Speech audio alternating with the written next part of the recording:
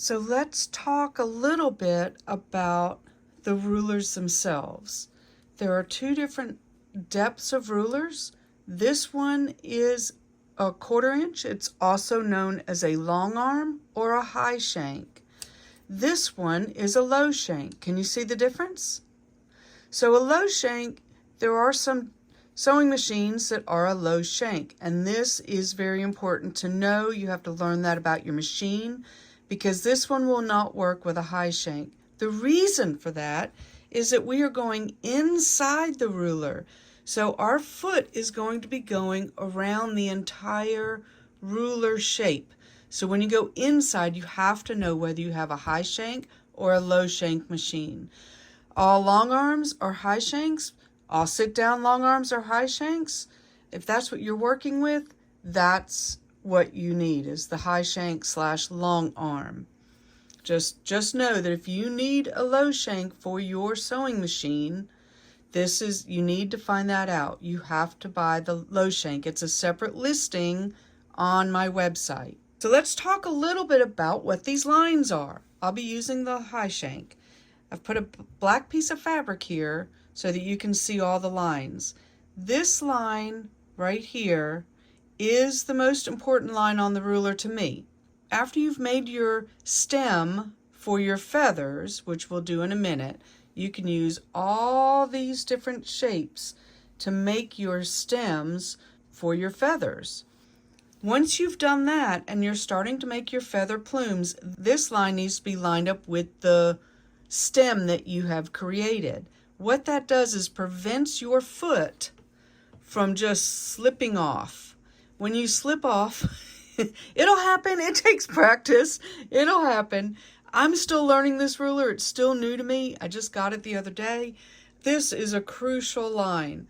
All these other lines around here, these are just to make it easier for you to line up with the feather plume beneath that you're trying to touch into when you're doing a bump back feather or whatever else you decide while you're playing with this ruler.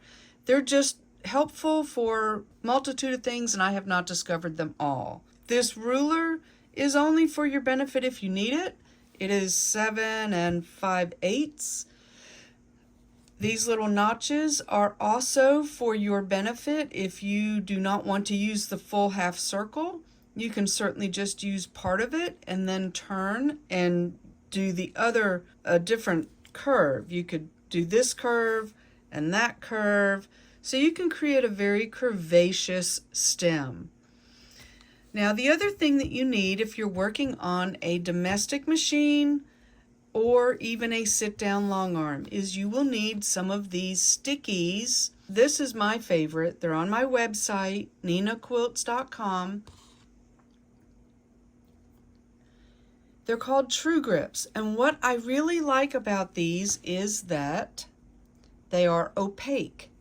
I can still see through where they are. So I have not blocked any of the important lines, especially when you get to this classroom ruler. All these lines are very important. And when we put those True Grips on them, you can still see through the ruler. All right, so I'm going to set this one aside, and we're going to play with this one that just has a few of these stickies on it. I do still find it useful when I'm working with ruler work to use my gloves. I like Machingers. They're sheer, and they have these rubber tips at the fingertips to help me grip the fabric.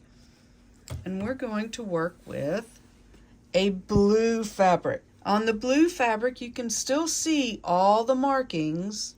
Maybe I can see it better than you, but you can still see all the markings on this ruler. So let's start. And we are going to pick up our bobbin, put our needle back down in that same spot, and we are going to make our first stem. You have to have a ruler foot, and that is a ruler foot that has this 1/4 inch tall wall. When you have this ruler foot, your ruler will run right against that wall. No other foot will work when you're working with rulers. You have to have this ruler foot.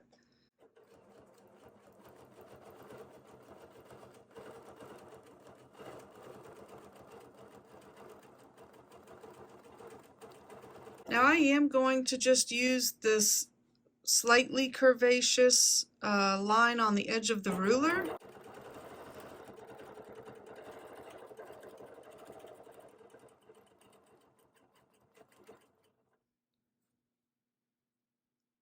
Just notice that you have to hold the ruler and move the fabric at the same time.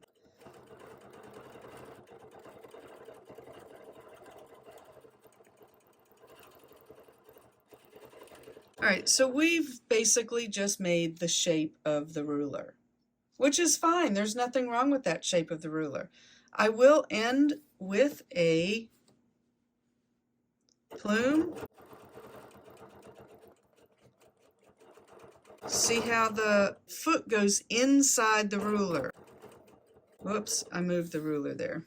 Uh-oh. So you can either use the ruler to go back, and if you'll notice, these dots, I have them on both sides of the ruler because this ruler I will be flipping over. Alright, so I am going to use this ruler to go back. I'm not interested on staying exactly on the line.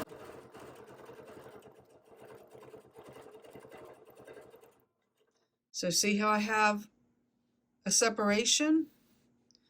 And I want it to cross over right here, so I'm going to start getting it right along that line. I want it to match. Now over here, I'm going to take it a little further out.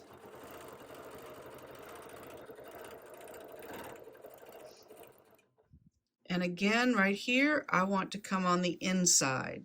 So I'll make it crisscross somewhere around here.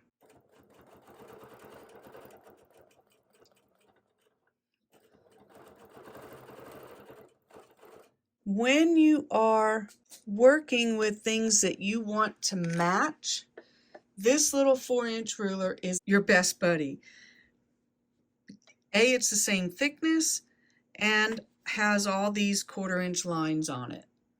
So every time we're stitching with a ruler, we are stitching 1/4 of an inch away. So I need to make sure that my stitch line is on this 1/4-inch line because I want them to match right here. And actually I'm going to trim this. And right here, I want them to match. So right there, they match.